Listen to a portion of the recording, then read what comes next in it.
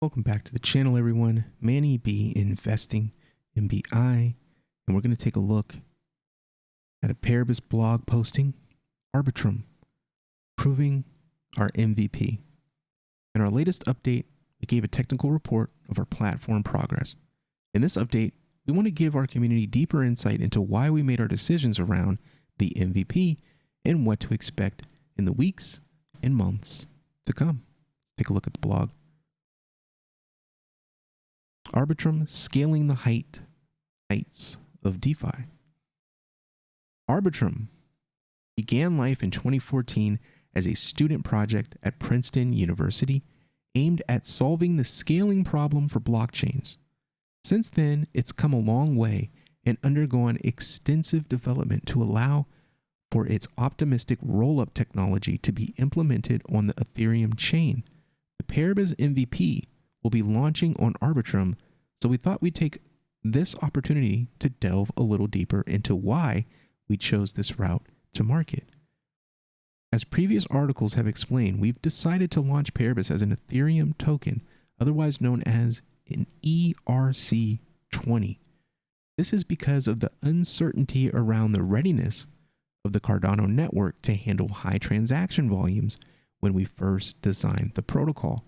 Our intention is to transition across to Cardano after launch, firstly through Milkomeda 1 sidechain, and then laterly as Cardano native token. So I asked this question in one of the spaces, Twitter spaces. So when they say CNT, it doesn't necessarily mean that the platform is going to be built on Haskell. That is a long-term vision. It may not ever happen, but it's pretty easy for them to offer a Cardano native token, though. But you know, being on Milkomeda, I think is pretty good. I think that's a good move. You don't need to necessarily be built on Haskells to be, or Haskell Plutus to be considered Cardano.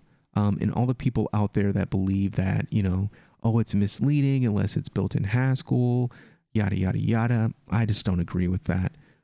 If it's on Milkomeda, it has a CNT, it has a wrapped Ethereum token as well on layer 2, then you're good with me.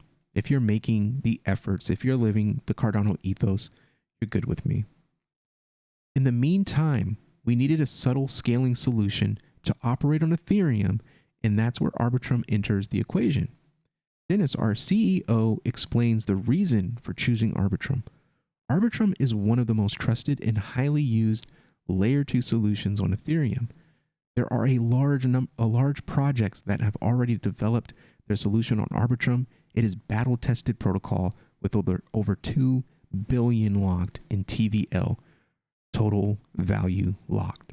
Perhaps the most well-known co-founder of Ethereum, Vitalik Buterin, famously said that digital transactions should cost no less than 5 cents each. However, since that time, transaction fees on Ethereum have skyrocketed due to congestion and the processing requirements for its proof of work consensus mechanism. The higher fees and slower transaction times in truly decentralized proof of work blockchain have spawned a series of off-chain technologies known as layer 2 or L2 solutions. Arbitrum is an L2 solution that takes the processing demand for transaction off of the main Ethereum chain and batches them together in a roll-up transaction that is eventually written to the chain's base layer.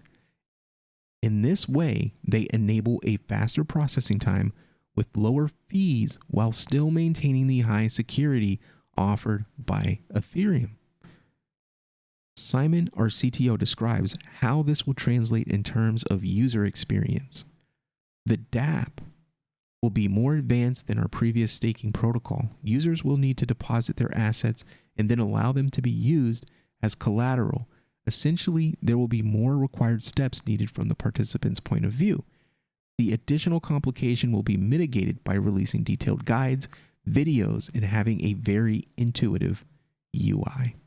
And they've got the image here moving forward, kind of starting to move forward.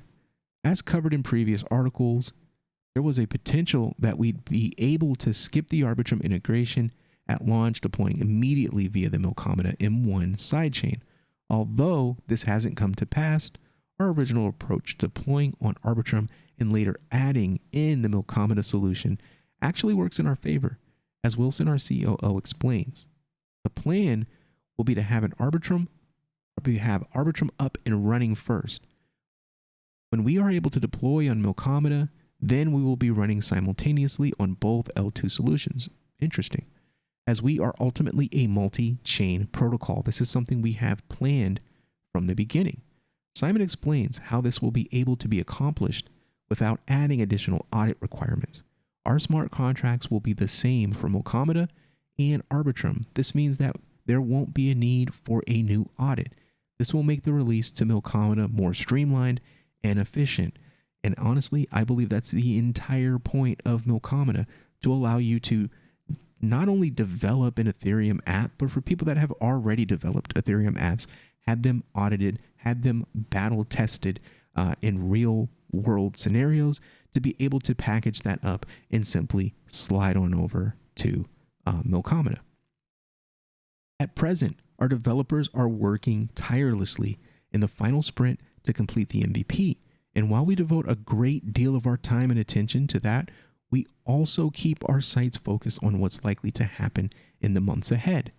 As Dennis says, I believe that there will be some great and impactful changes that take place within the Cardano ecosystem within the next few months.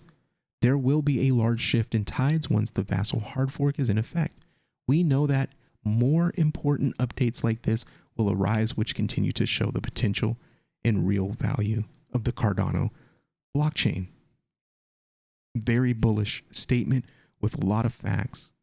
This is the plan for the MVP to be on Arbitrum, to be a .sol or Solidity solution on Arbitrum, Milkomeda, Ethereum mainnet, I'm sure, and then eventually Cardano mainnet. Life's looking good.